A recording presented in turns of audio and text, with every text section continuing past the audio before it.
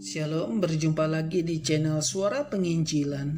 Kiranya kasih dan penyertaan dari Tuhan kita Yesus Kristus selalu menyertai dimanapun saudara berada. Kembali kita akan belajar bersama-sama satu kebenaran firman Tuhan, agar kita semakin dibentuk dan terus bertumbuh serupa Kristus. Yang menjadi dasar pembelajaran kita pada hari ini terambil dari Injil Matius pasal 7 ayat 24-27. Bapak, Ibu, Saudara-saudari, seorang arsitek yang bijaksana pasti sangat teliti dalam membangun sebuah bangunan, dan tentunya ia menggunakan bahan-bahan yang berkualitas, yang bertujuan agar bangunan tersebut dapat bertahan dalam jangka panjang.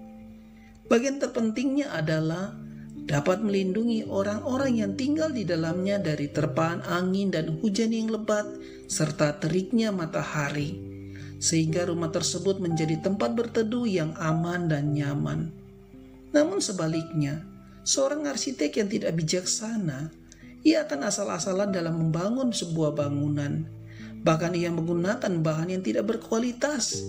Dia tidak mempedulikan daya tahan bangunan itu, dan juga tidak peduli dengan orang yang akan menempati bangunan tersebut. Bapak, Ibu, Saudara-saudari, membangun sebuah bangunan sama halnya dengan membangun rumah tangga. Dibutuhkan banyak hal, tidak hanya sebatas ikatan pernikahan semata. Perlu dipikirkan juga cara menjalani serta menjaga keutuhan rumah tangga tersebut. Oleh karena itu sangat penting sebuah rumah tangga dibangun di atas dasar yang tepat. Sebab jika dibangun secara asal-asalan, tentu tidak akan bertahan lama. Oleh karena itu, saya akan memberikan beberapa poin penting untuk membangun sebuah rumah tangga Kristen. Poin pertama adalah fondasi dasar. Bapak, Ibu, Saudara-saudari, dalam membangun sebuah rumah tangga Kristen yang benar, harus memiliki fondasi dasar yang kokoh, yaitu Yesus Kristus sebagai dasarnya. Tidak sedikit rumah tangga yang dipenuhi oleh pertengkaran dan perselisihan, karena dibangun di atas dasar yang tidak kuat, yaitu didasari oleh hal duniawi. Contohnya dibangun atas dasar materi dan juga hawa nafsu. Sebuah rumah tangga yang dibangun atas dasar duniawi mudah sekali rapuh ketika diperhadapkan dengan masalah.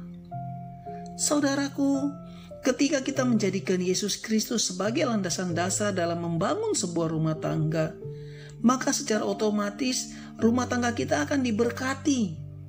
Bukan saja diberkati secara jasmani, tetapi juga diberkati secara rohani. Hal ini bukan berarti keluarga Kristen akan terbebas dari masalah dan tantangan.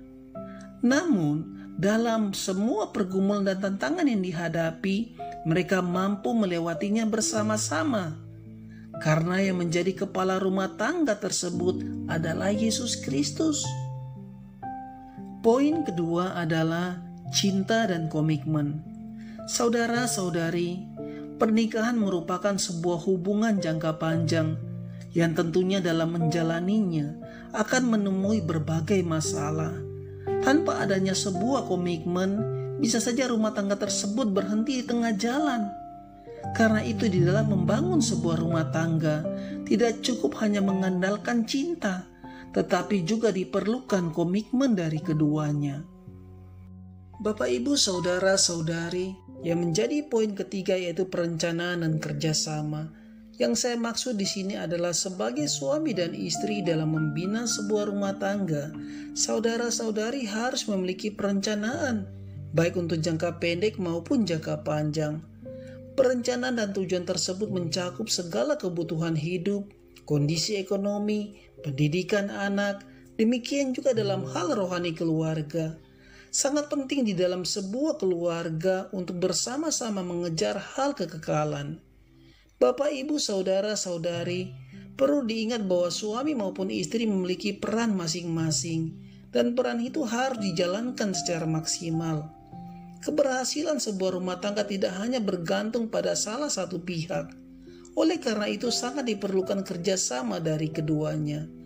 Hal ini jangan diabaikan begitu saja. Sebab tidak sedikit rumah tangga yang mengalami masalah karena tidak ada perencanaan dan kerjasama di dalamnya. Yang menjadi poin terakhir untuk pembelajaran kita pada hari ini yaitu berdoa dan bekerja. Saudara-saudariku, untuk memenuhi segala kebutuhan rumah tangga tentu harus dengan usaha dan kerja keras.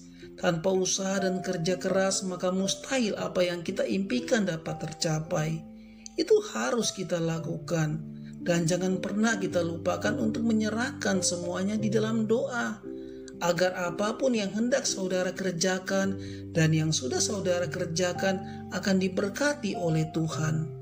Bapak, Ibu, saudara-saudari, jika hari ini ada di antara kita yang telah salah dalam membangun rumah tangga, sehingga rumah tangga saudara berada di ambang kehancuran, berserulah kepada Tuhan di dalam doa dan meminta Yesus Kristus menjadi penuntun atas rumah tangga saudara. Mulailah menjadikan Kristus sebagai fondasi utama dalam rumah tangga saudara-saudari. Percayalah, ketika Kristus menjadi dasar rumah tangga saudara, maka rumah tangga tersebut akan dipulihkan dan diberkati. Kiranya renungan singkat ini memberi pengajaran pada kita untuk membangun sebuah rumah tangga Kristen. Tuhan Yesus memberkati kita semua. Amin.